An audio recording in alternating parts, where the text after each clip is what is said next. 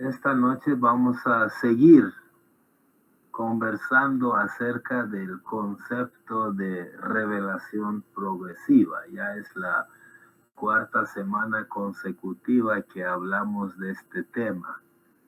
En realidad, revelación progresiva es algo que puede relacionarse con todos los aspectos de la religión. ¿Cuál es el objetivo de una religión? ¿Para qué Dios se revela a la humanidad?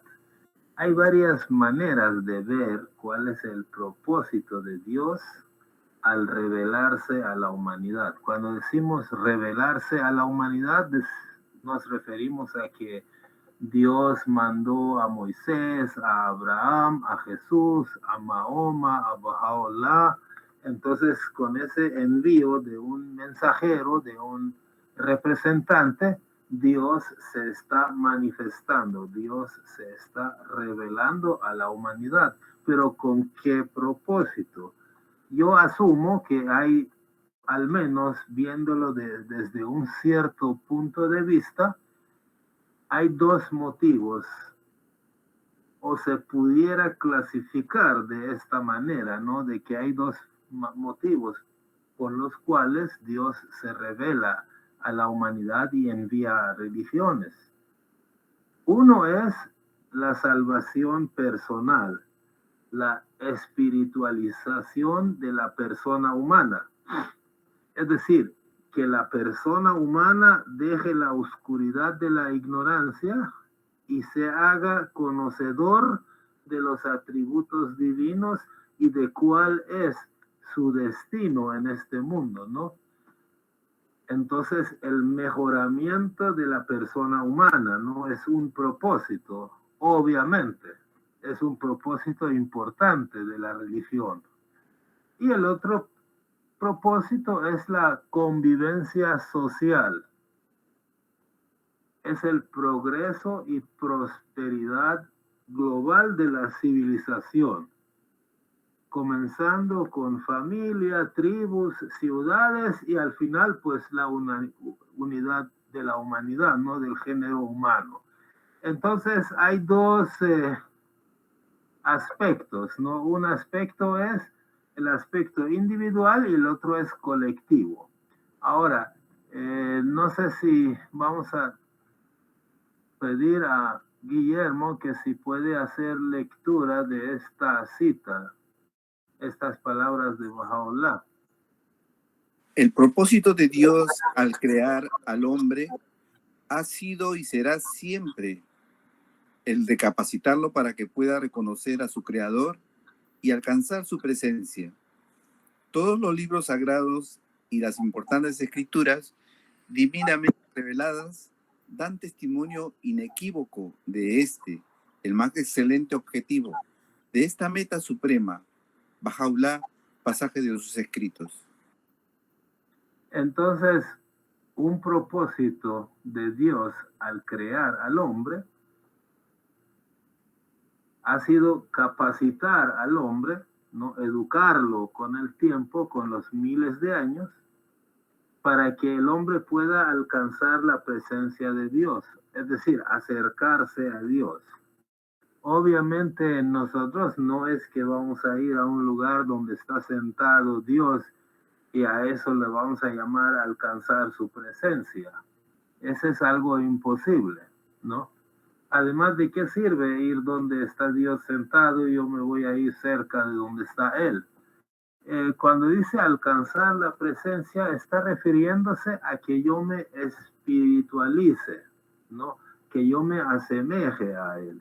O sea, yo me acerque a Él en cualidades, ¿no?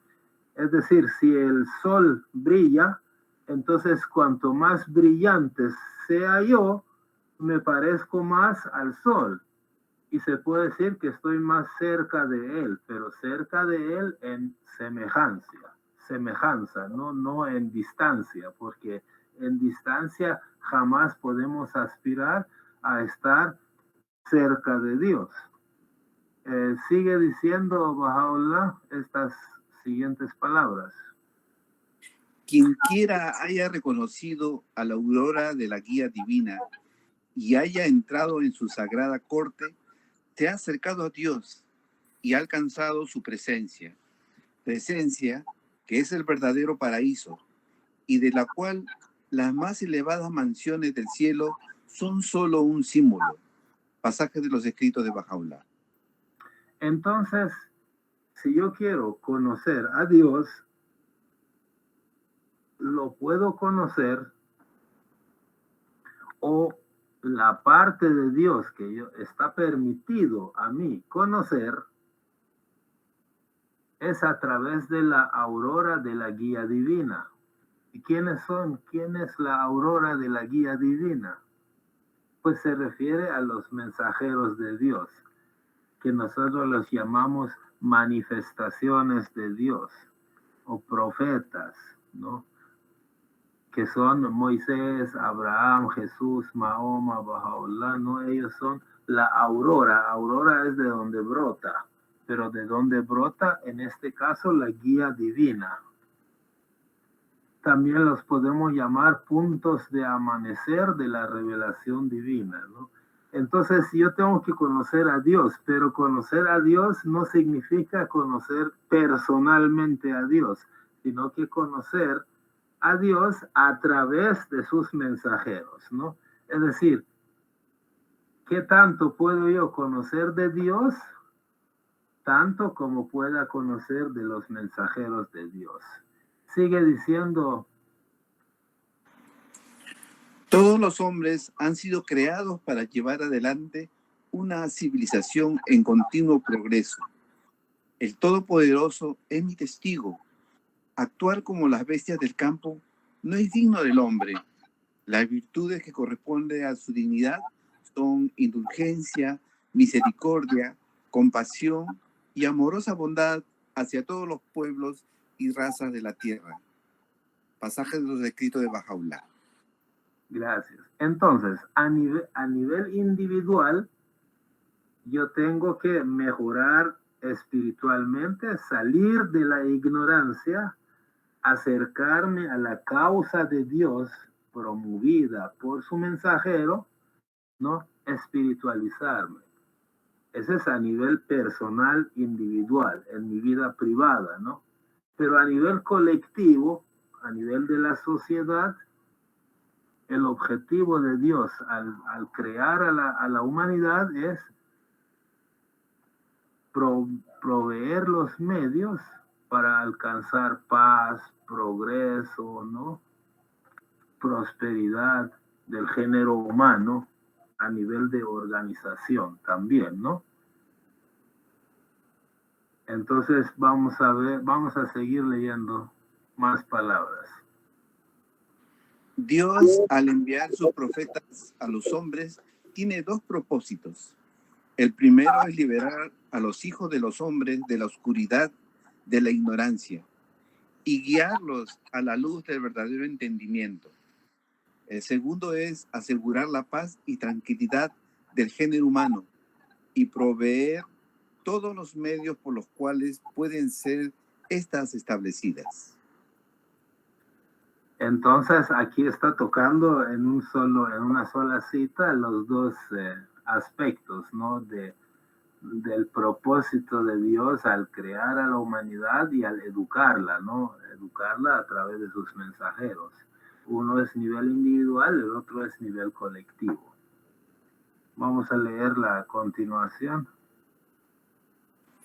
Los profetas de Dios deben ser considerados como médicos, cuya tarea es fomentar el bienestar del mundo y sus pueblos, para que mediante el espíritu de unidad puedan curar la dolencia de una humanidad dividida.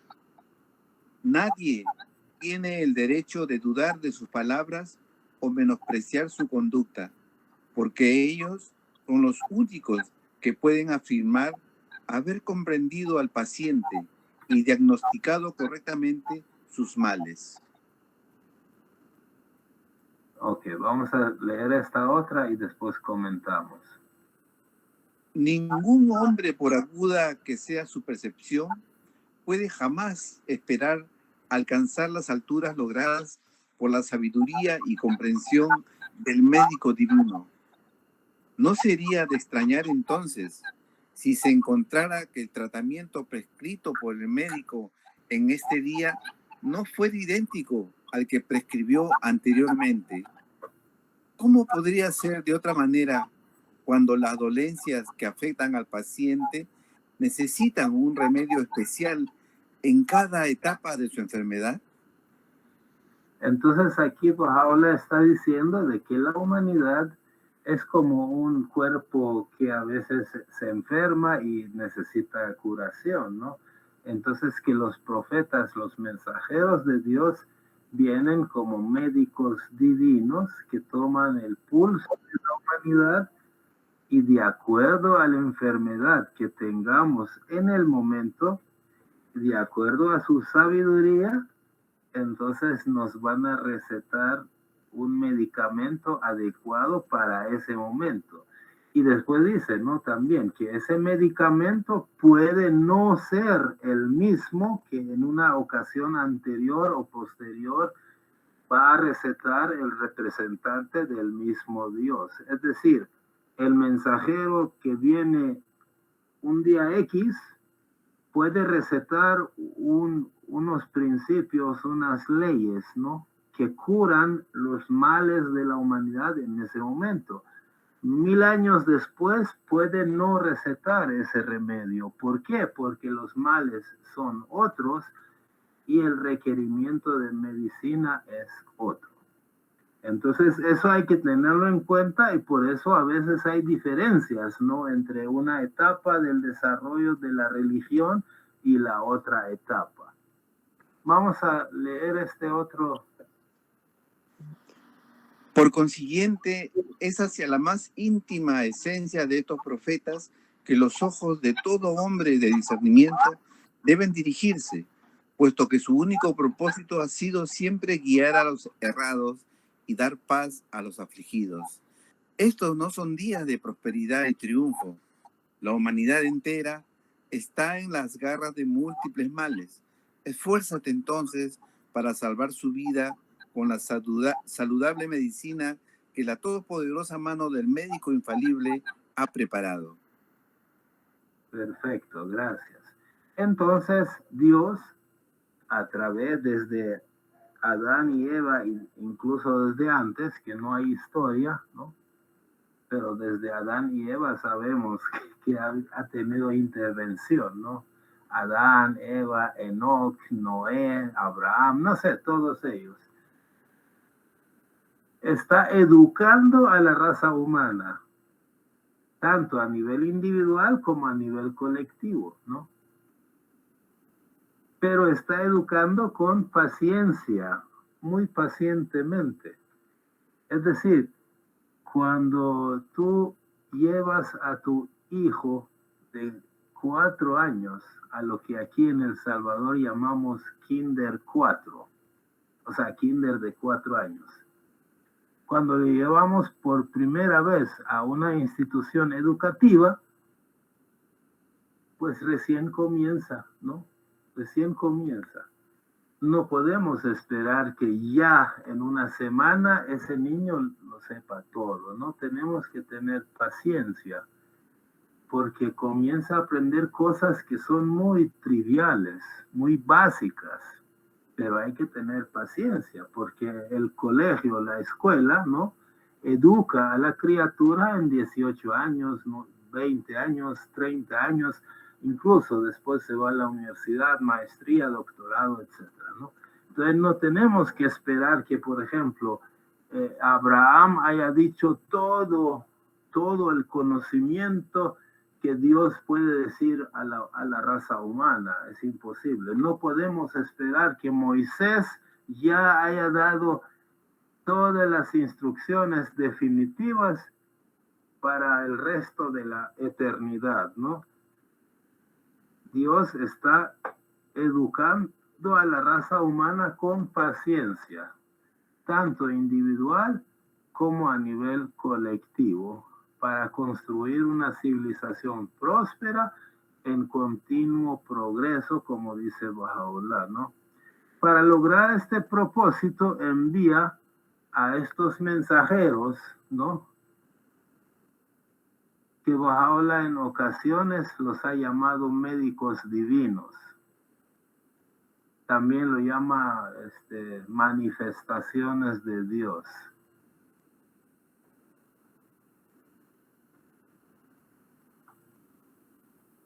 Entonces la humanidad no puede encontrar su camino, es imposible.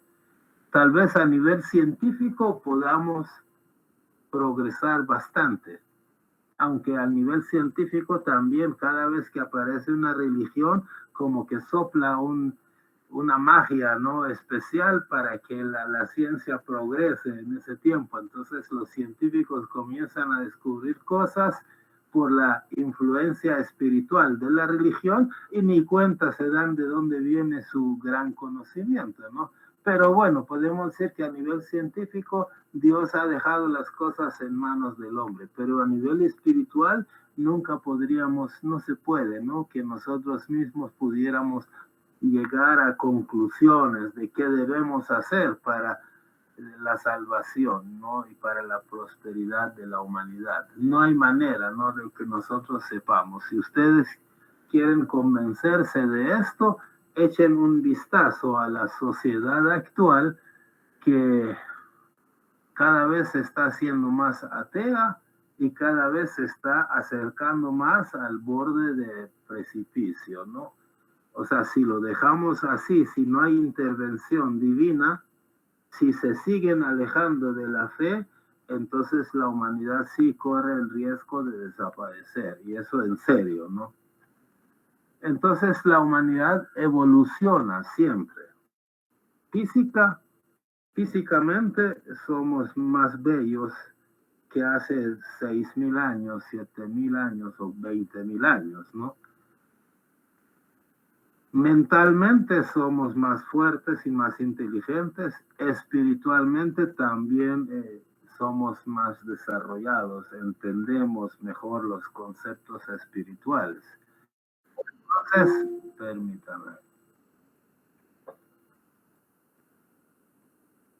Entonces, de la misma manera que nosotros mentalmente, físicamente, espiritualmente, estamos progresando día a día, pues entonces la revelación de Dios no puede estancarse, ¿no?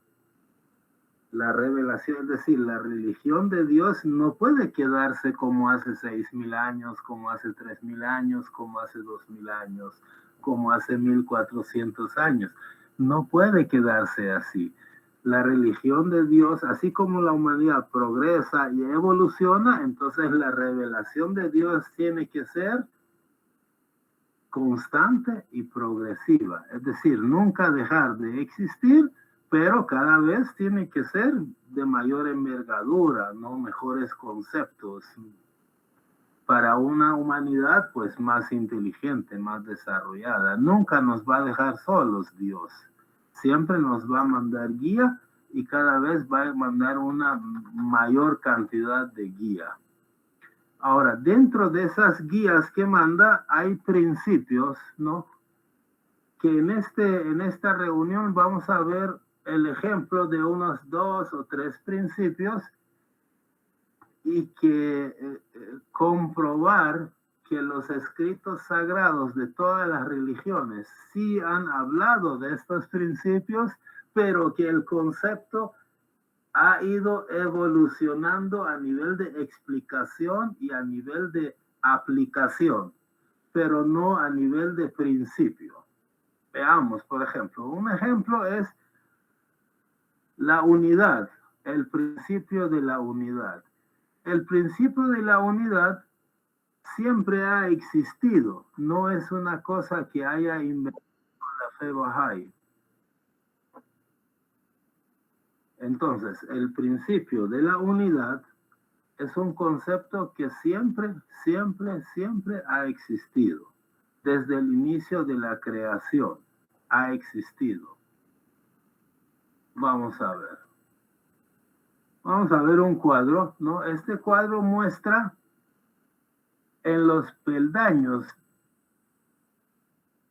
muestra las diferentes religiones en el orden en que han ido los diferentes mensajeros, más dicho, mejor dicho, en el orden en que han ido apareciendo Krishna, Abraham, Moisés, Zoroastro, Buda, Cristo, Mahoma, el Bab y Baha'u'lláh, que son los mensajeros, los fundadores de la fe Bahá'í, de la religión de nosotros.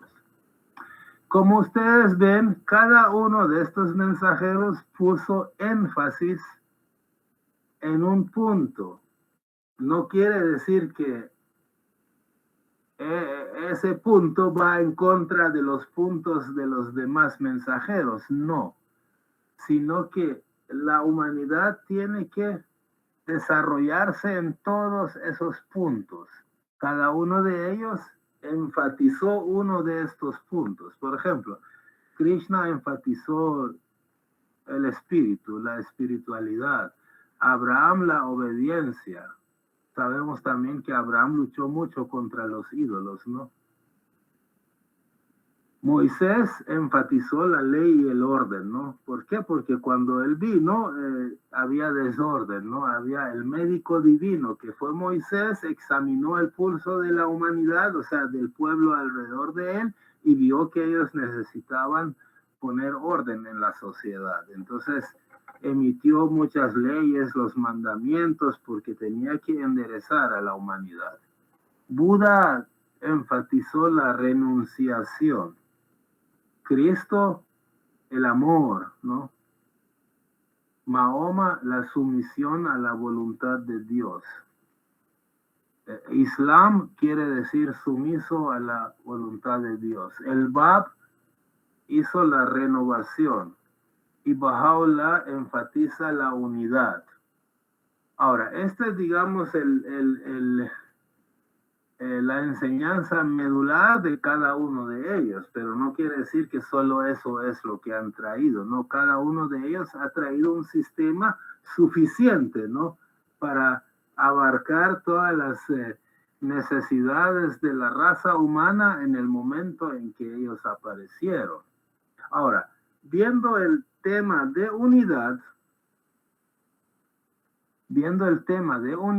vemos que a través de los tiempos Dios ha fomentado, ha emitido escritos que han promovido la unidad a diferentes escalas. Un tiempo puso énfasis en la unidad de la familia, otro tiempo enfatizó la unidad de las tribus, ¿no? De la gente que conformaba una tribu. Otra vez la unidad de las ciudades o organización de la gente en ciudades, ¿no? Ciudad-estado. En los tiempos de Mahoma se enfatizó mucho la unidad de la nación, la formación de las naciones.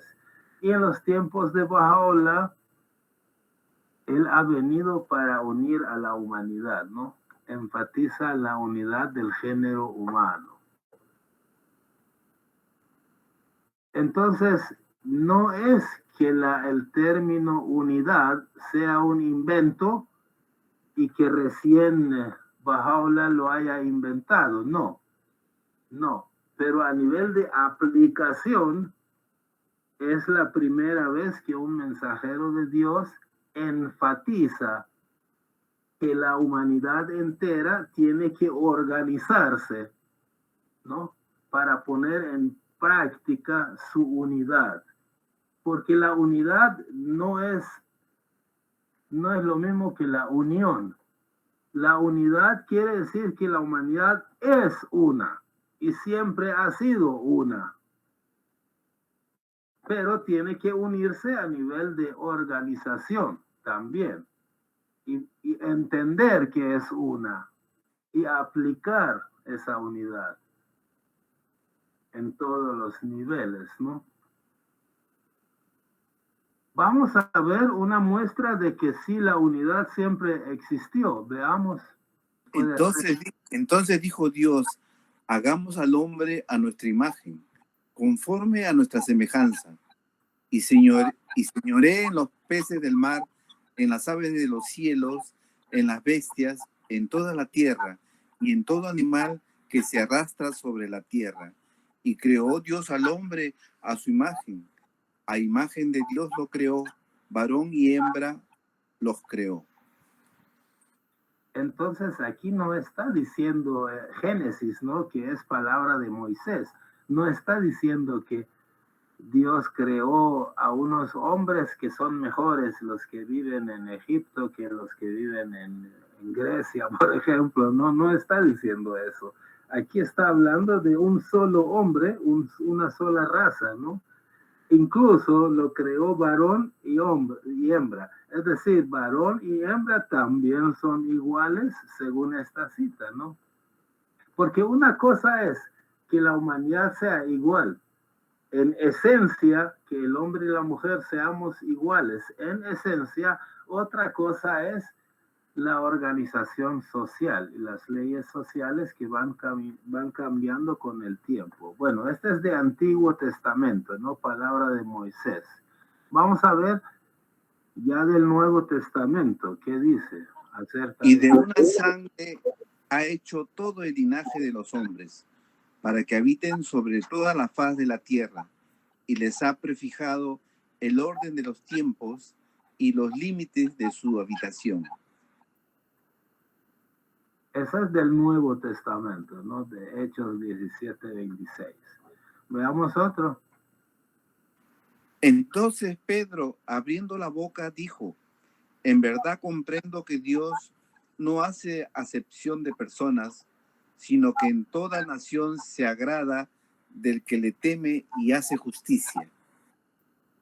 Entonces quiere decir, acepción quiere decir como que privilegio, ¿no? O que tome a uno por encima de otro. Yo entiendo algo así, ¿no? O sea que para Dios, tú no eres mejor que otro solo por lo que eres, sino más bien tus actos definen quién eres, ¿no? El que teme a Dios, el que hace justicia, este es el mejor, pero no por haber nacido aquí o allá tú puedes ser el mejor.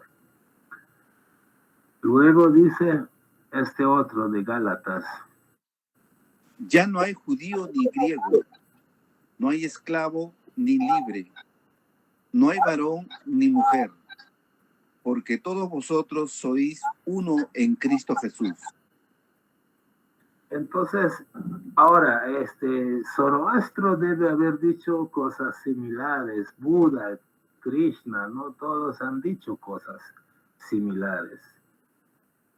Quiere decir que la humanidad, desde el inicio de su creación, siempre ha sido una sola.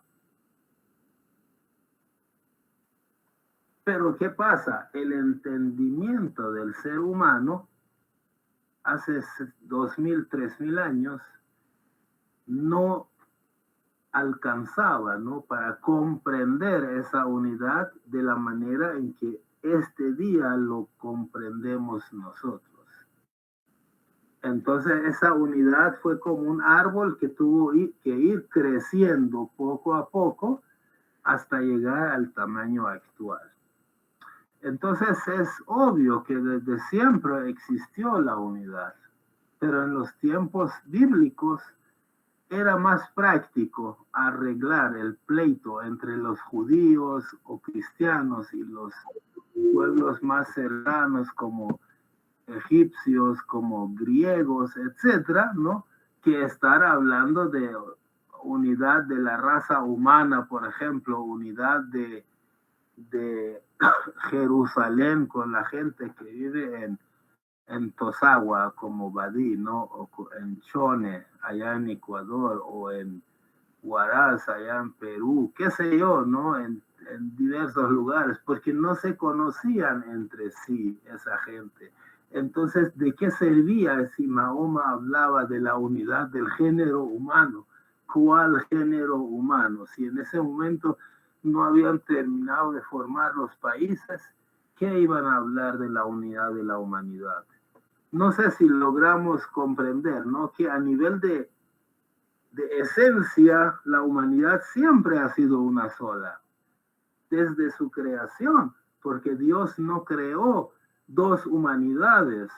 Dios creó una sola raza humana que ha ido cambiando de forma, ha ido progresando, evolucionando, sí, pero esencialmente es un solo espíritu humano, ¿no? Que todos tenemos en este planeta y en cualquier otro planeta, porque el espíritu es el mismo, no importa la forma que tengamos. Entonces, esa unidad existe, pero a nivel organizacional está en desarrollo, ¿no? Está en desarrollo. Entonces, regresando a este cuadro, es obvio que la creación, que desde la creación, el concepto de la unidad a nivel espiritual y también a nivel material es el mismo. Pero su manifestación a nivel organizacional y a nivel del entendimiento humano ha evolucionado progresivamente. Desde la familia, la tribu, la ciudad, el país, y hasta hoy que la fe Bahá'í, la fe de Baha'u'lláh promueve que la tierra sea ya un solo país, ¿no? Sea considerado, que sea organizado como una sola entidad. No está inventando algo nuevo. En nuestra mente, la unidad es un concepto que va creciendo. O sea, estoy hablando de no durante mi vida, estos 50 años de mi vida, sino que durante el desarrollo de la humanidad, ¿no? Desde hace miles de años para acá, el concepto de unidad ha ido creciendo desde una semilla que visualmente no se parece mucho al árbol cuando ya está crecido, ¿no? Ninguna religión dice que la humanidad no es una sola raza, no lo dicen, ¿no? Aunque las religiones en el pasado han promovido lo más práctico de acuerdo a su época, ¿no? Para lograr la unidad de la raza humana, pues obviamente primero tengo que unir a la familia, a la tribu, a la ciudad, al país y después la raza humana, ¿no? No se puede de una sola vez lograr esa unidad. Entonces, este árbol que ven ahí, hay un dibujo ahí en la parte de abajo a la izquierda, que es una semilla que está germinando, ¿no? Esa semilla que están viendo ahí y el árbol son la misma cosa. O sea, es el mismo árbol, no es otro árbol diferente, es el mismo que ha crecido.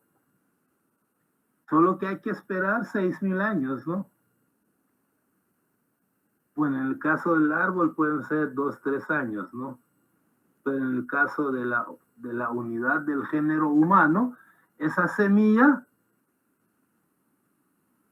ya contenía adentro potencialmente todas las capacidades de ese árbol grandote, ¿no?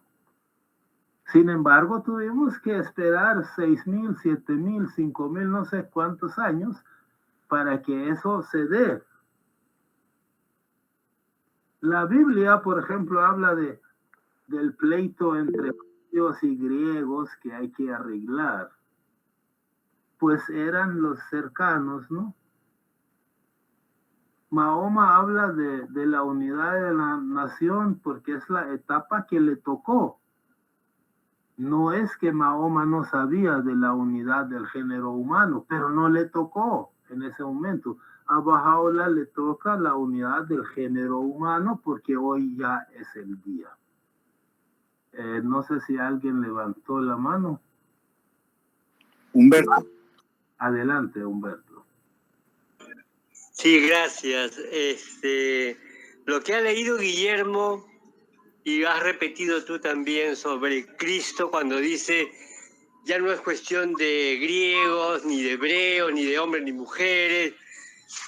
Prácticamente está señalando de que las cosas con el cristianismo cambian y el mensaje de Dios ya es para todo, ya no es para un pueblo. Yo he escuchado a casi todos los judíos que yo escucho, que son como 10, 12, ellos tienen muy fuerte, muy arraigada la idea de la cultura judía, de la cultura hebrea, ¿no? O sea, la religión judía y el pueblo judío es uno solo, ¿no? Y la madre es la que transmite pues la herencia cultural al hijo, ¿no? Entonces, lo mismo tiene casi todas las religiones, pero con el cristianismo ya viene una visión más globalizante. Cualquier persona de cualquier nación puede ser cristiano y entra a formar la gran familia cristiana del mundo, ¿no? Pero todavía se mantiene en ello la selectividad. El pueblo escogido es el pueblo de Dios, es el cristiano. Los que no son cristianos no son del pueblo de Dios. Tienen que ser del pueblo de Dios para que Dios les perdone, ¿no? Con el mensaje de Bahá'u'lláh, seguramente lo vas a ir explicando después, ¿no? Cambia eso y ya tenemos una cosa totalmente más amplia y más universal. O sea, como dices, ha habido una evolución a través de los miles de años, ha durado un montón de tiempo, ¿no? Para luego terminar en lo que Bahá'u'lláh afirma de una manera muy hermosa, muy bonita, muy globalizante, donde ya se destierra eso de pueblo escogido, raza escogida, cultura escogida. Ustedes podrán ver en la práctica cuando alguien se hace musulmán, tiene que dejarse la barba el hombre, la mujer tiene que cubrirse el pelo y otros incluso el rostro, las mujeres vestir total y completamente cubierta. El hindú también tiene que, cualquier persona que se hace hindú también se deja la barba y usa una gorra especial, ¿no? Entonces, cosas así, o sea, la cultura se va transmitiendo, la cultura oriental se hace, como se vuelve parte de la religión, ¿no? Si quieres ser fiel y devoto, tienes que vestir como se vestían, pues, antiguamente los musulmanes o los judíos. En el cristianismo, en cambio, no hay eso. En el cristianismo, cualquier persona que es cristiana puede vestir como quiere, ¿no? Y no hay ningún problema, no necesita eso. Cuando hay sínodos de la Iglesia Católica, cuando se reúnen, por ejemplo, los cardenales de todos los países van con su ropa diferente a las otras, ¿no? El africano va de una manera, el hispano de otra manera, y los de países asiáticos de otra manera, y todos son sacerdotes de alto rango de la Iglesia Católica, ¿no? Y mantienen la cultura de su propia nación. O sea, tienen esa forma de ser, ¿no? Que no imponen una forma de vestir, ni un tipo de música que sea universal, ni un arte que sea universal, o de carácter obligatorio. O sea, han habido cambios muy interesantes. Gracias. Gracias, sí. Una cosa es que el género humano esencialmente es una sola cosa, desde el principio. Otra cosa es, en la mente humana, ese concepto ha ido creciendo, ¿no? Por ejemplo, en el tiempo de los judíos, yo oí a un judío, ¿no? Que decía, alguien le preguntó, tú eres de Marruecos, ahorita vive en Israel este judío, ¿no?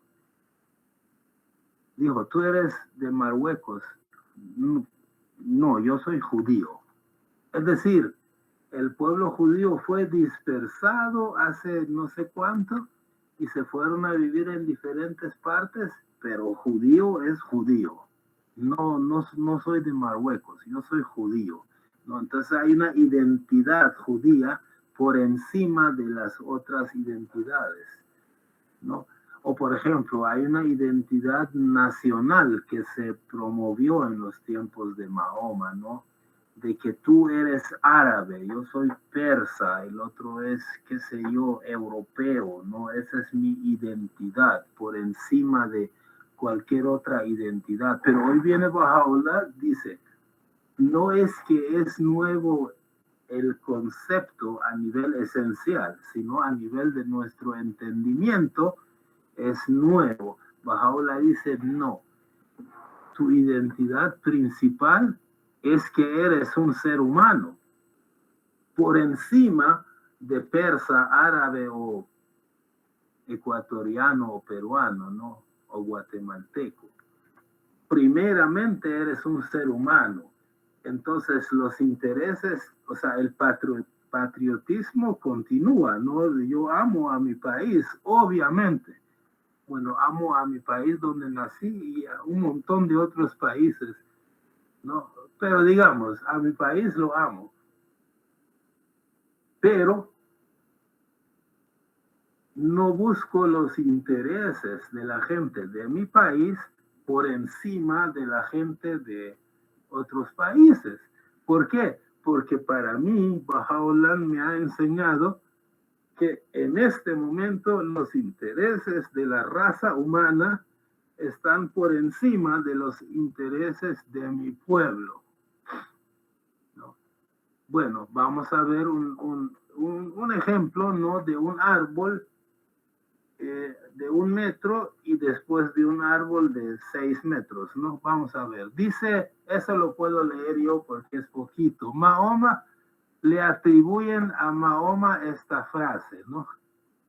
Que como a Mahoma le tocó la etapa de formación de naciones, entonces él dijo, el amor a la patria es signo de fe. ¿Por qué dijo eso? Porque en ese momento Mahoma estaba interesado de que la gente se organizara en naciones. Aunque en ese tiempo había países, pero las naciones no estaban formadas o bien organizadas, ¿no? Por ejemplo, Persia era una nación supuestamente, pero fuerzas particulares dominaban en diferentes regiones de esa gran nación. No estaba totalmente organizada como una nación. Entonces Mahoma impulsó que se organizaran, no como naciones, pero no como para odiar a las otras naciones, sino solo para estar organizados, para hacer mejor sus cosas. Pero vino Baha'u'lláh, ahí sí voy a pedir a Guillermo, y dijo, estas son 3 frases aisladas, ¿no? En diferentes contextos. Yo las uní en un solo cuadro. Adelante. No os gloriéis en el amor a vuestra patria, sino en el amor a toda la humanidad. La tierra es un solo país y la humanidad sus ciudadanos. Tan potente la luz de la unidad que puede iluminar toda la tierra. Baha'u'lláh. ¿No? Entonces, Baha'u'lláh, refiriéndose a las palabras de Mahoma, que con las que Baha'u'lláh también está de acuerdo, porque Baha'u'lláh viene de parte del mismo Dios que le dijo a Mahoma promover la formación de las naciones, ¿no? Pero así como el sermón de la montaña, ¿se acuerdan, no? Que Cristo dice, antes dijeron tal cosa, pero yo digo tal otra, ¿no? Aquí es algo parecido, ¿no? Aquí es como que Baha'u'lláh dijera, bueno, Mahoma dijo que el amor a la patria es signo de fe, pero yo les digo que más signo de fe es amar a toda la raza humana, ¿no? No está contradiciendo lo que dijo Mahoma, ¿no? Es decir, no está diciendo que no debes amar a tu país. Claro que debes amar a tu país y mucho, ¿no? Pues sí, porque si no amas a tu país, entonces, ¿qué cosa amas, no? Si no amas a ti mismo, a tu familia, a tus conciudadanos, a tus paisanos, Entonces, ¿en qué estamos, no?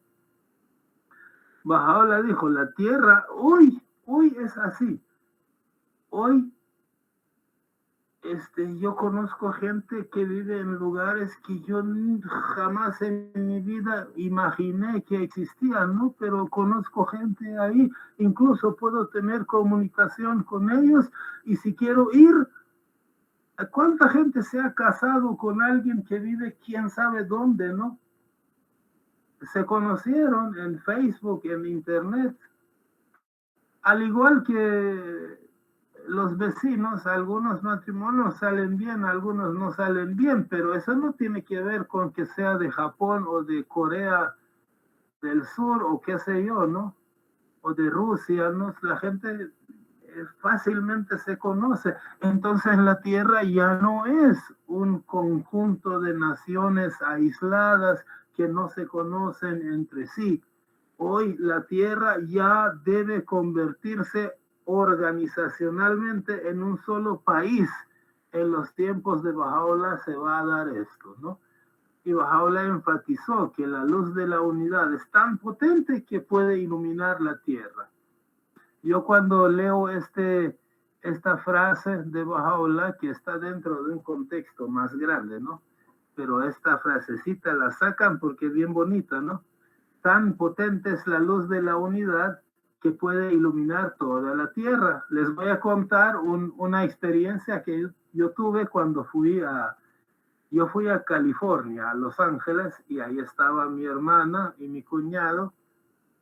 Entonces ellos me llevaron a conocer varios lugares, estudios universales, el de Disney, no sé cuál de ellos, Disney World o Disneyland, no me acuerdo, pero me fueron, y también me llevaron a Las Vegas a conocer. No gasté en un centavo porque Bahá'u'lláh prohíbe el juego de azar. Entonces, no gasté un centavo para juego de azar, pero fui a conocer.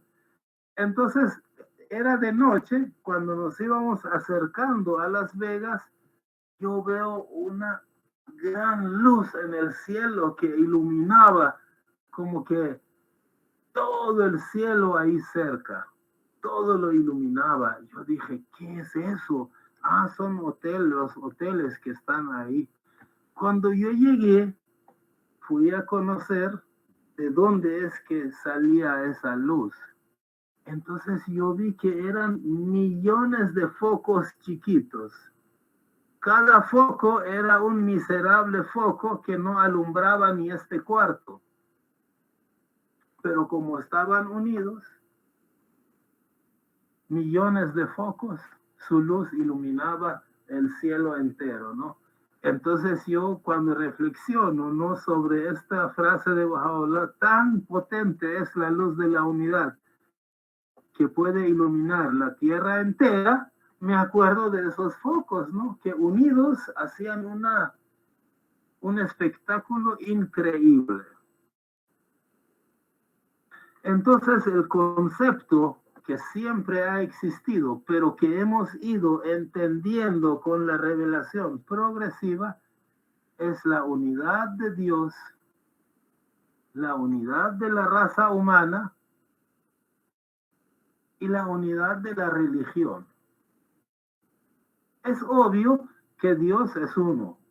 Entonces, cuando digo la unidad de Dios, pues ustedes dirán, pues sí, Dios es uno. Pero ahorita es obvio, ¿gracias a qué? Gracias a Krishna, gracias a Noé, a Abraham, ¿no?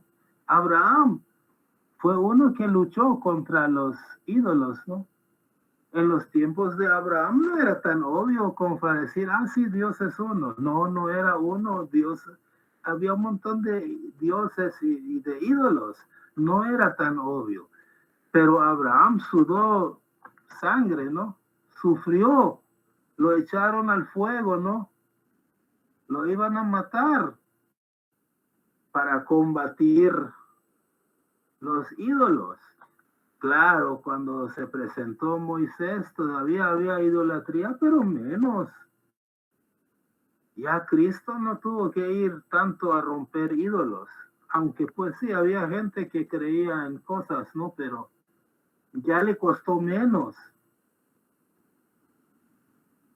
Mahoma también luchó contra ídolos, pero ya fue más fácil, ¿no? Y hoy ya se puede hablar sobre la unidad de Dios en una forma más libre y que la gente te entienda más fácilmente, ¿no? Otro concepto que aunque siempre existió, pero que ha sido difícil de establecer, tal vez el más difícil, es el concepto de la unidad de las religiones, ¿no? O sea, si Dios es uno, la humanidad es una, entonces, ¿qué hay? ¿10,000 religiones? ¿Hay 100,000 religiones? No, ¿verdad? O sea, si un solo Dios, una sola humanidad, entonces ¿cuántas religiones hay? Una sola. Lo que pasa es que el judaísmo es la continuación de la fe de Krishna, de Abraham, ¿no? El cristianismo es la continuación de judaísmo, budismo, la fe de Mahoma, el Islam es la continuación del cristianismo, el judaísmo y todos los demás. Y la fe de Baha'u'lláh hoy en día es la continuación, no es otra religión. Nosotros nos dividimos, cortamos y nos hacemos pedazos entre nosotros. Pero el propósito de Dios al mandar a cada uno de ellos es que es formar un solo rebaño. Es decir, todos estos rebaños son de Dios y de un mismo Dios. ¿Quieren ver que si es cierto? Ahí está. Hágame el favor, Guillermo. Yo soy el buen pastor y conozco a mis ovejas, y las mías me conocen, así como el Padre me conoce. Y yo conozco al Padre y pongo mi vida por las ovejas. También tengo otras ovejas que no son de este redil. Aquellas también debo traer y oirán mi voz, y habrá un rebaño y un pastor. ¿De qué está hablando Cristo aquí? No está hablando de borregos, no está hablando de animales. Está hablando de que Él es un pastor de ovejas, pero ¿quiénes son las ovejas? Sus seguidores, ¿no? Pues está diciendo, miren señores, Dios no tiene solo este rebaño, hay otro rebaño, ¿no? Que son los budistas, los zoroastrianos, los hindúes, qué sé yo, son otros que son de la misma religión de Dios, ¿no? Son siervos del mismo Dios, que por el momento ahorita están aislados aquí y allá, dispersos en diferentes rebaños. Pero llegará el momento en que suceda esto. Por favor. Lo que el Señor ha ordenado como el supremo remedio y el más poderoso instrumento para la curación del mundo entero es la unión de todos sus pueblos en una causa universal, en una fe común. Esto no puede lograrse sino por el poder de un médico inspirado, hábil y todopoderoso. Esto ciertamente es la verdad, y todo lo demás no es sino error. Baha'u'lláh. Entonces, esa promesa, ¿no? ¿Qué es la unión de todos los pueblos en una fe común? La religión de Dios, la fe de Dios siempre ha sido una. No es que recién hoy es una, pero a nivel del pensamiento del ser humano, a nivel de organización del ser humano, no ha sido así. Los judíos se consideran judíos y mejores que los demás. Muchos cristianos se creen la mamá de Tarzán, ¿no? Es decir, que ellos son el pueblo elegido y todos los demás están perdidos.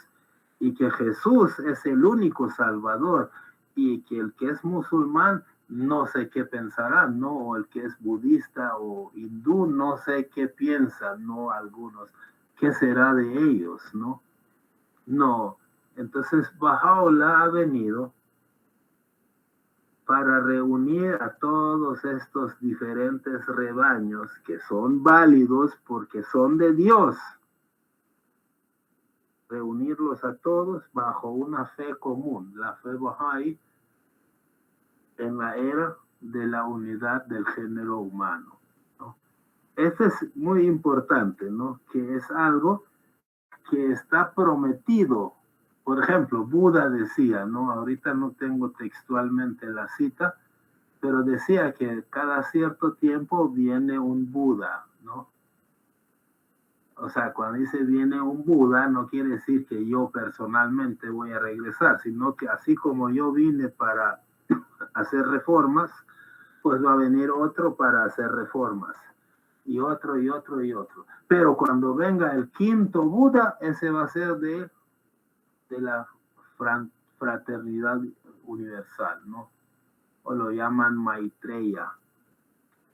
Entonces hay promesas, ¿no? Así como Jesús habla de un día que va a venir, el día de un solo pastor, un solo rebaño, pues ese día ya llegó, ¿no? Ese día ya llegó. ¿Hay algún comentario sobre este tema de la unidad? Para pasar a otro tema. Bueno, lo que decías de la religión es como todos conocemos una enciclopedia, ¿no? Tiene diferentes capítulos, diferentes tomos. Uno es la continuación de otro. Y sobre la unidad, ya vemos la Unión Europea, por ejemplo, tiene una sola constitución. Son 27 países y 3 están por entrar. Gracias. Ok, Humberto.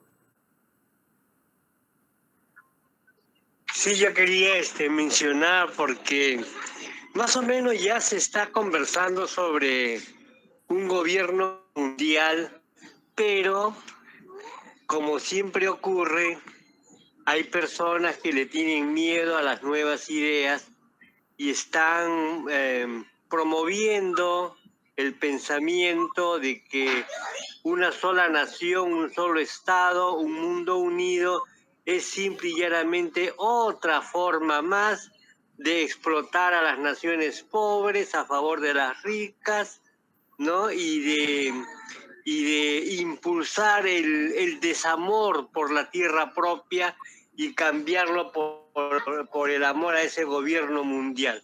O sea, eso es una cosa que las personas, bueno, que no entienden sobre unidad mundial, no saben, piensan de que eso es lo que va a ocurrir. Tampoco hay que ignorar que hay gente que todo lo malogra, o sea, puede existir gente que también le guste la idea de unidad mundial para poder asegurarse bien los beneficios para unos pocos y poder hacer extensivas sus viejas maneras de hacer las cosas, ¿no? Eso puede ser cierto también. Abdu'l-Bahá advirtió de que los humanos tenemos esa capacidad, ¿no? Incluso de las cosas espirituales, usarlas para mal, ¿no? Y no porque las cosas espirituales sean malas, sino que el ser humano tiene esa capacidad de corromper, de malograr incluso las cosas buenas, ¿no? Pero la idea de un orden mundial, de una unidad mundial, sí existe. Hay gente que lo está enseñando. Algunos con cierta curiosidad y otros con temor, temeroso de que esas cosas son malas y que no tienen que tener cabida en las nuevas generaciones, ¿no? Pero el destino de la humanidad es por cuestión natural, porque es inevitable, es la unidad. Porque con unidad el comercio internacional, la cultura por ambos lados, la educación que se hace universal, los medios de comunicación que no tienen fronteras, todo apunta hacia la idea inevitable de que nos vamos a tener que unir, sea por volición, como decía la Casa Universal de Justicia en la promesa de la paz mundial, o sea pues por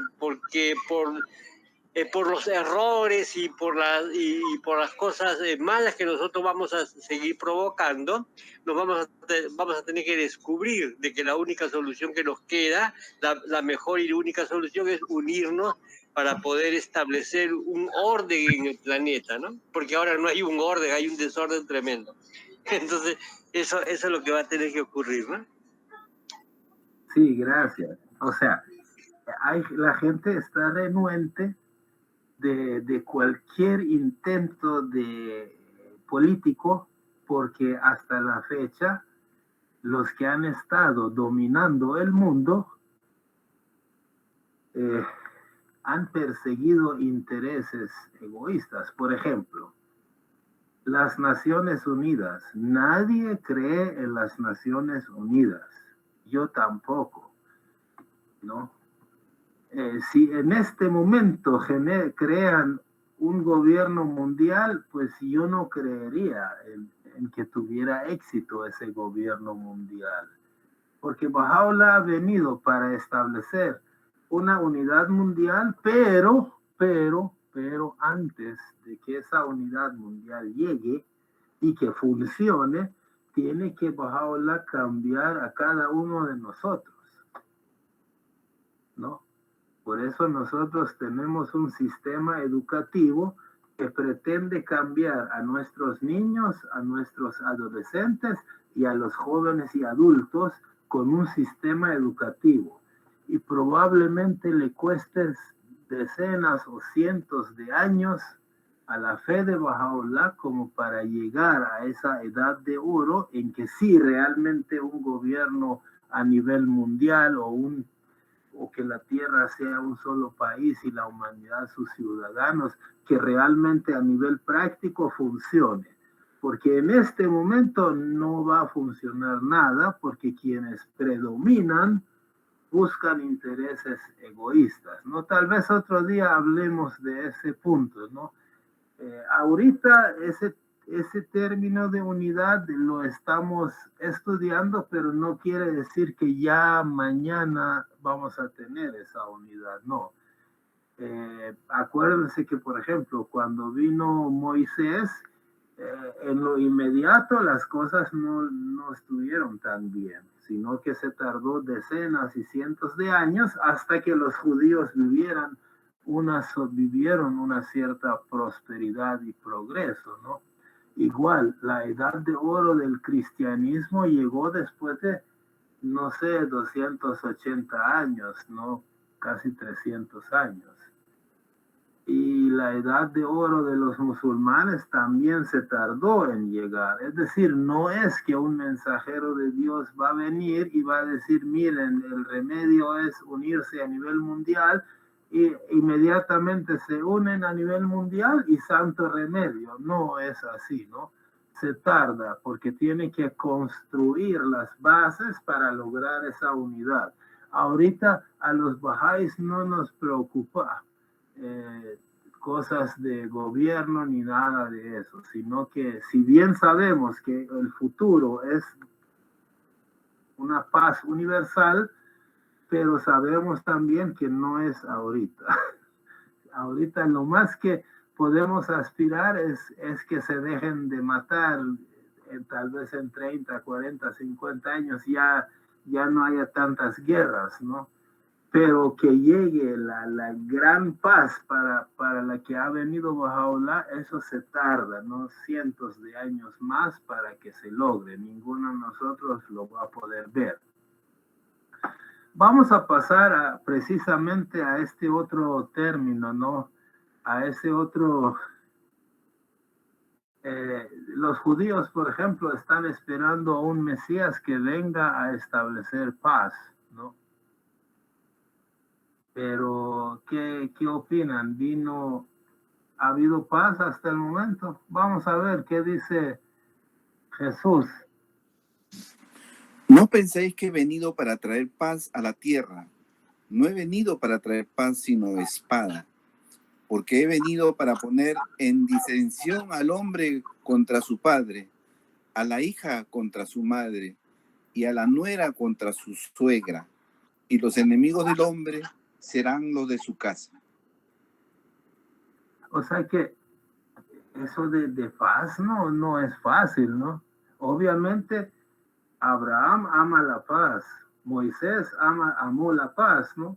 Jesús amó la paz, Mahoma amó la paz, pero ninguno de ellos trajo la paz mundial. Baha'u'lláh ha venido a traer la paz mundial, pero no ya. Se va a tardar cientos de años en establecerse, porque primero tienen que sembrar la semilla del amor por la humanidad en el corazón de cada uno de nosotros.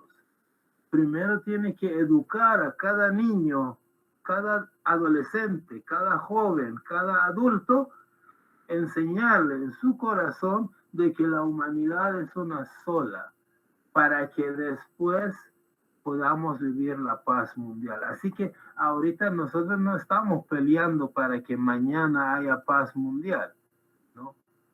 Pero Baha'u'lláh dice esto, es un ideal que tenemos, estamos construyendo, no es que ya lo vamos a tener. Me hace el favor, Guillermo. El gran ser dice, oh bien amados, el tabernáculo de la unidad ha sido levantado. No os miréis como extraños los unos a los otros. Sois los frutos de un solo árbol y las hojas de una sola rama. Abrigamos la esperanza que la luz de la justicia brille sobre el mundo y que lo purifique de la tiranía. Si los gobernantes y reyes de la tierra, los símbolos del poder de Dios, exaltada sea su gloria, se levantan y deciden dedicarse a lo que promueve los más altos intereses de toda la humanidad, el reinado de la justicia ciertamente será establecido entre los hijos de los hombres, y el fulgor de su luz envolverá toda la tierra. Baha'u'lláh.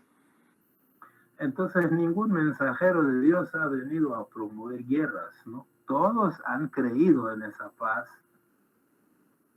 En la paz mundial, todos han creído, pero en su tiempo no tocó establecer esa paz mundial. En el tiempo de Baha'u'lláh, a él le tocó establecer esa paz mundial, pero no en 20 o 30 o 40 años, sino en siglos, porque primero tiene que sembrar esa paz en el corazón de cada quien. Pero el trabajo no es solo de Baha'u'lláh. Cada uno de los mensajeros de Dios en el proceso de revelación progresiva ha ido dándole un empujoncito a esa paz, ha ido estableciendo esa paz en grupos más pequeños para que hoy en el grupo más grande ya sea factible establecer esa paz, ¿no? Entonces todos los mensajeros de Dios han trabajado y es mérito de Dios y mérito de todos los mensajeros de Dios que hoy se pueda, no inmediatamente, pero ya en esta etapa, en esta era Bahá'í, ya se pueda establecer esa paz mundial.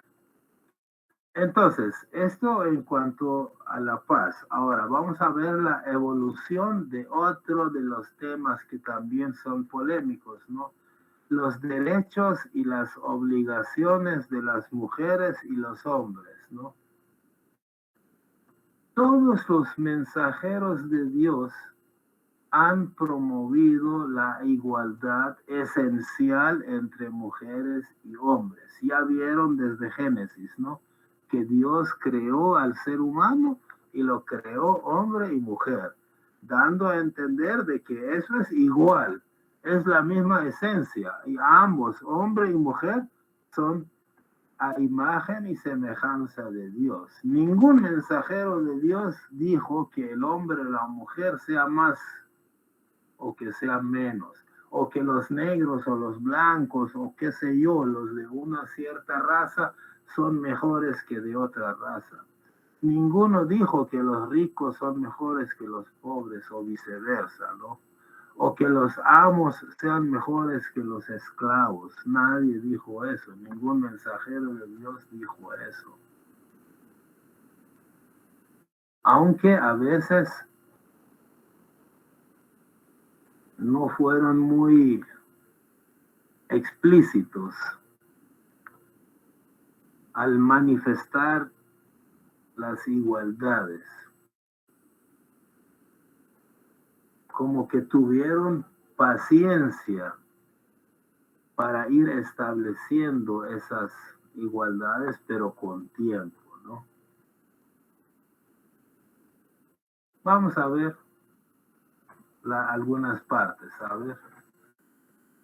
Entonces dijo Dios, hagamos al hombre a nuestra imagen, conforme a nuestra semejanza, y señoree en los peces del mar, en las aves de los cielos, en las bestias, en toda la tierra y en todo animal que se arrastra sobre la tierra. Y creó Dios al hombre a su imagen, a imagen de Dios lo creó, varón y hembra los creó. ¿No? Entonces aquí está hablando de la unidad del género humano, ¿no? Pero lo está diciendo en una forma embrionario, ¿no? Es decir, no lo está diciendo en la forma en que Baha'u'llah lo dice hoy, porque hoy el entendimiento humano ya es diferente y puede comprender más. Pero miren esto de aquí. Antiguo Testamento. Habló Jehová a Moisés, diciendo, habla a los hijos de Israel y diles, la mujer cuando conciba y dé a luz a un varón, será inmunda 7 días, y si diera luz a una niña, será inmunda 2 semanas.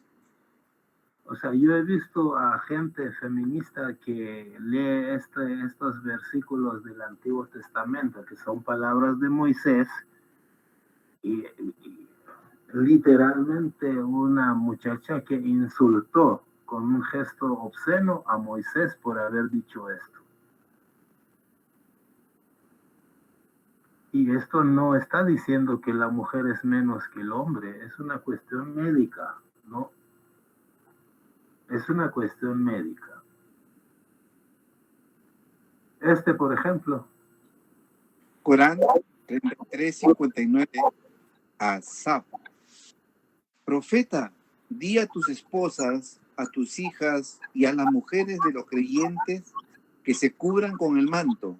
Es lo mejor para que se les distinga y no sean molestadas. Dios es indulgente, misericordioso. Entonces Mahoma no es un secreto para nadie que promueve el uso de hijab, que lo llaman ellos, o el velo, ¿no? Para las mujeres.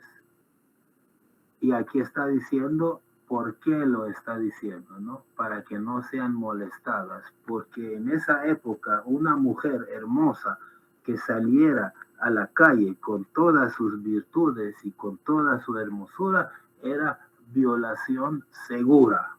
Entonces Mahoma dice, para que no sean molestadas, decirle que se cubran, ¿no? Que se protejan. Ahora veamos qué dice San Pablo, ¿no? Dentro del cristianismo. ¿Qué dice? Todo varón que ora o profetiza con la cabeza cubierta, deshonra su cabeza. Pero toda mujer que ora o profetiza con la cabeza descubierta, deshonra su cabeza. Porque lo mismo es que si se hubiese rapado. Y eso es San Pedro, no es Mahoma, ¿no? A veces en el mundo cristiano creen que Mahoma pues es un mensaje, es una persona machista, ¿no? Nosotros absolutamente, ¿no? Mahoma merece todo el respeto nuestro, ¿no? Y todo el amor nuestro, toda la comprensión nuestra, porque Mahoma fue un médico divino que en su tiempo tomó el pulso de la humanidad y determinó que la mujer tenía que cuidarse porque si salía a la calle con el cabello descubierto se confundía con las prostitutas. Y lo mismo está sucediendo con San Pablo. Yo no es que sea experto en historia de San Pablo, ¿no? Pero entiendo que eso lo está diciendo a un pueblo, a los corintios, ¿no? Donde si la mujer tenía el pelo descubierto, eso era un signo de que, no sé, era una mujer de mala reputación. Entonces tenía que cubrir su cabello, ¿no? Y se parece mucho, mucho a la razón por la cual Mahoma ordenó que las mujeres se cubrieran, ¿correcto? Ahora vamos a ver otro punto de la Biblia, ¿no? Y precisamente de San Pablo. Veamos qué dice. Cristianismo. Vuestras mujeres callen en las congregaciones, porque no les es permitido hablar, sino que estén sujetas, como también la ley lo dice. Y si quieren aprender algo, pregunten en casa a sus maridos, porque es indecoroso que una mujer hable en la congregación. Pues no es tan sencillo saber por qué Pablo está diciendo eso, ¿no? Que la mujer no hable en congregación, pero se parece bastante con la fe musulmana, ¿no? En la que tampoco la mujer tenía tantas libertades, ¿no? Y por eso que no hay mujeres sacerdotisas, no sé si se dice así, en el Islam y tampoco en el cristianismo, ¿no? Ahora, eso pareciera como que es una discriminación, pero más bien puede ser una protección, ¿no? Es decir, lo que dice Moisés puede ser una cuestión médica, ¿no? Que la mujer después de dar a luz queda sensible y también puede transmitir algún tipo de enfermedad o bacteria, no sé, ¿verdad? Yo no sé de medicina, pero es una cuestión médica, no es una cuestión de que la mujer valga menos que el hombre. Y el hecho de decir que la mujer cubra la cabeza no quiere decir que es menos que el hombre. No quiere decir eso, en absoluto, ¿no? Vamos a ver qué dice la fe Bahá'í. Y entre las enseñanzas de Bahá'u'lláh está la igualdad de mujeres y hombres. El mundo de la humanidad tiene dos alas. Una es la mujer y la otra es el hombre. Hasta que ambas alas no se hayan desarrollado igualmente, el pájaro no podrá volar. Si un ala permanece débil, el vuelo es imposible. Hasta que el mundo de la mujer no llegue a ser igual al mundo del hombre en la adquisición de virtudes y perfecciones, no se alcanzarán el éxito y la prosperidad como debieran ser. Abdul Baha. Perfecto. Ahora yo pregunto, en esta era de la fe Bahá'í, aquí en El Salvador o en Perú, ¿no? En un lugar así, en un centro comercial, que la mujer salga con la cabeza descubierta o incluso con un bonito vestido con escote y todo, ¿corre peligro? No corre peligro. Tal vez se tiene que cuidar cuando sale de noche en un lugar solo donde hay maleantes, sí, ¿verdad? Pero a nivel general no corre peligro una mujer al salir. Por eso Bahá'u'lláh ya quitó todos esos velos, porque ahora ya las cosas no son muy físicas. Por ejemplo, no vale más un hombre por poder cargar 100 libras, ¿no? 50 kilos de peso, y que la mujer no puede hacerlo, porque ahorita la mayoría de los trabajos, yo donde trabajo, más o menos exactamente la mitad son mujeres, la mitad son hombres. Mi jefa es una mujer, ¿no? y no pasa absolutamente nada. Todo igual. ¿Por qué? Porque ya estamos en una época, en una era en que ya puede aplicarse el principio Bahá'í, ¿no? De que la humanidad tiene que progresar. Pero la fe Bahá'í dice que la humanidad es como un pájaro que para volar necesita dos alas. Y una ala es la mujer, la otra ala es el hombre.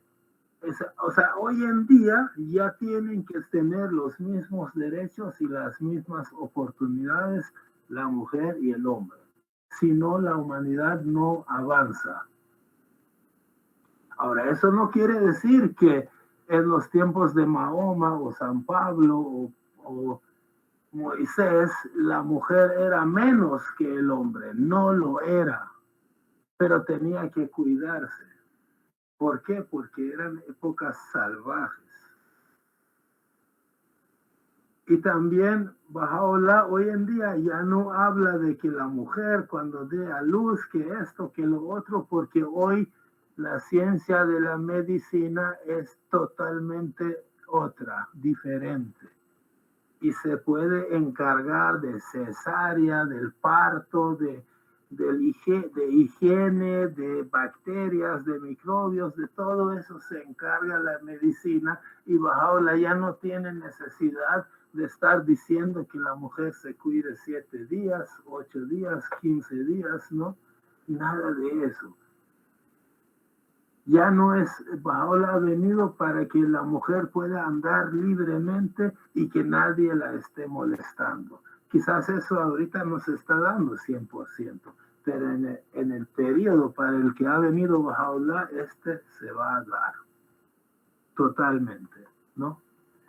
Entonces, en el asunto de derechos de la mujer y la igualdad de derechos y oportunidades entre el hombre y la mujer, pues ya es el tiempo de que esas igualdades se pueden dar.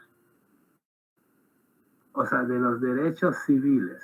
Pero la igualdad esencial del hombre y la mujer, ya vieron ustedes que desde Génesis ya existe, ¿no?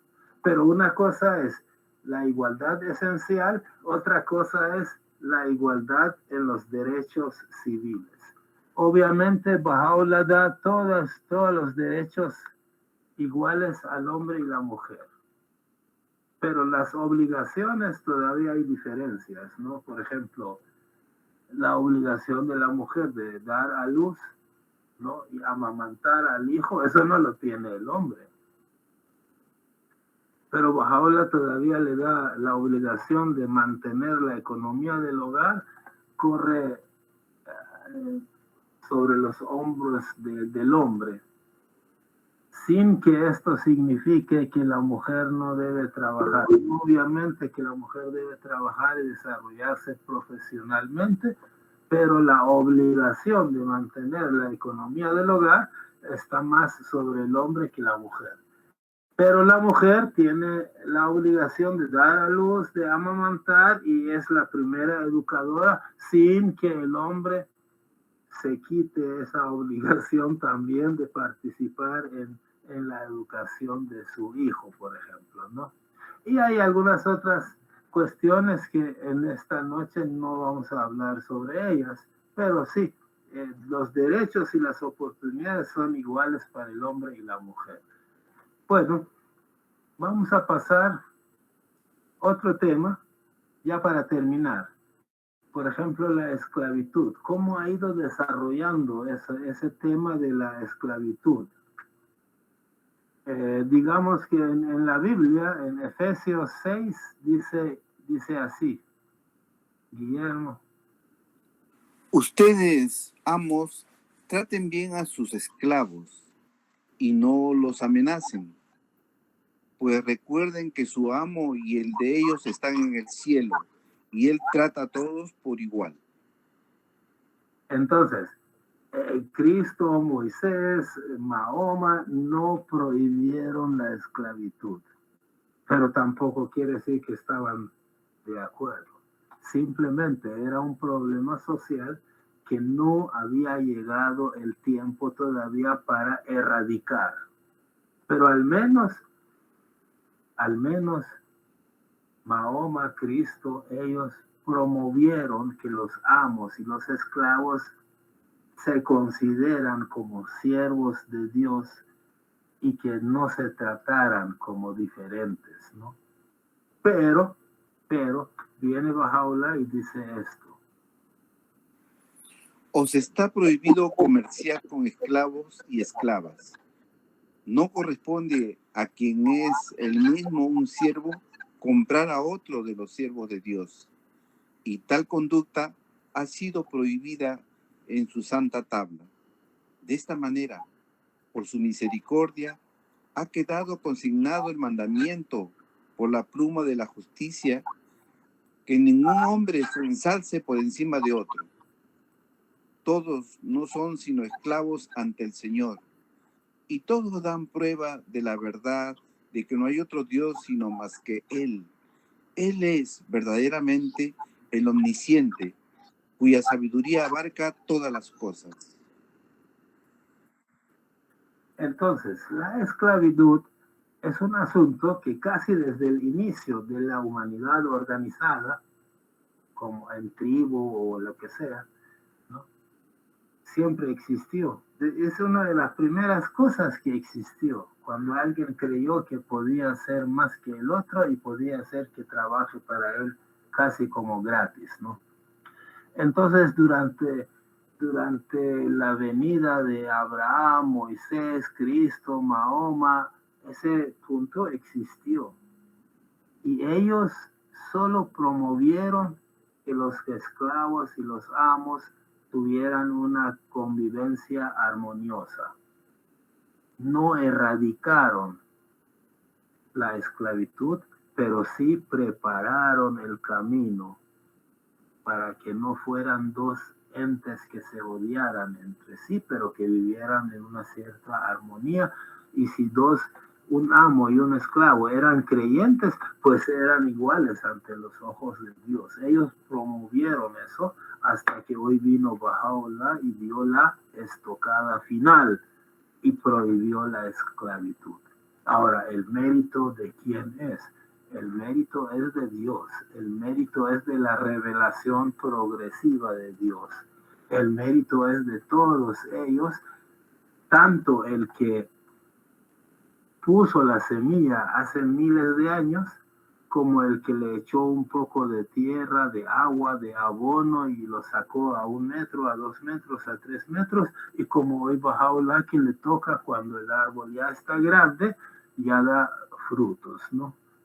Entonces, el mérito de la revelación de Dios es de todos los mensajeros, así como el mérito de la educación de mi hija, por ejemplo, es aquella profesora, la señorita Kenia, que tuvo ella en el kinder de 4 años de edad hasta el último año de bachillerato y hoy que está en la universidad. El mérito de la educación de mi hija es de todos ellos. No es solo del último profesor, y el último profesor no es la mamá de Tarzán, no es el mejor o el más importante de los profesores, sino al que le tocó las etapas de mayor desarrollo, ¿no? Bueno, yo termino mi material. Parece que Humberto desea agregar algo. Gracias, sí, me estaba acordando. Alguien puso en Facebook un texto de Abdul Bahá, creo que era el libro Principio de Administración Bahá'í, no recuerdo el título ahora, pero Abdul Bahá sostiene de que la mujer inventó la caligrafía, o sea, la escritura.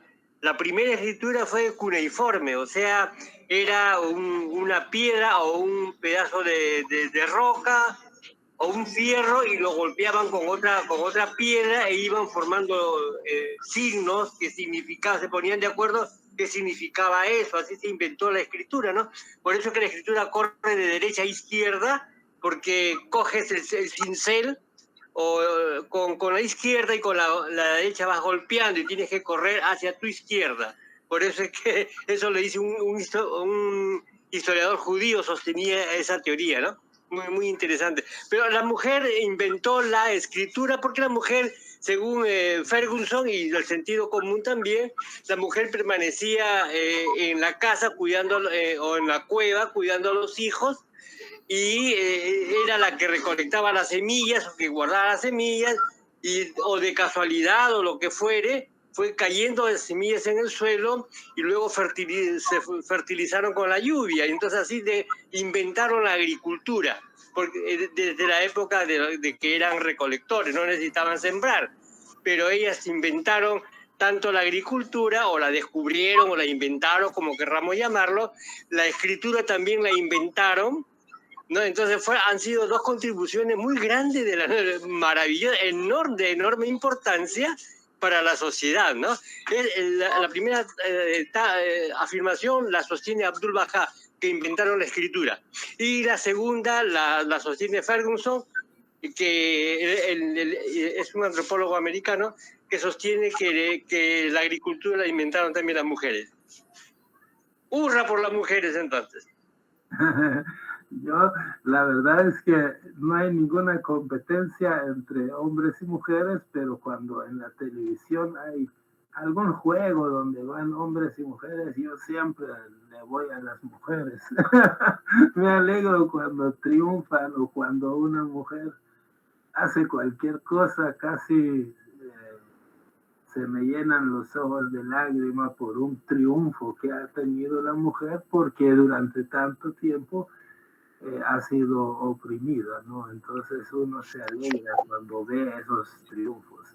Ahora, yo quiero enfatizar de que el tema de esta noche fue revelación progresiva. O sea, el tema de esta noche no fue ni la palabra unidad, ni el principio de la unidad, ni la igualdad de derechos entre el hombre y la mujer, ni la esclavitud, nada de eso, ¿no? Pero nada más quería, digamos, poner 3 o 4 ejemplos de cómo lo que está diciendo Baha'u'lláh hoy lo han ido construyendo Abraham, Moisés, por ejemplo, la unidad de Dios.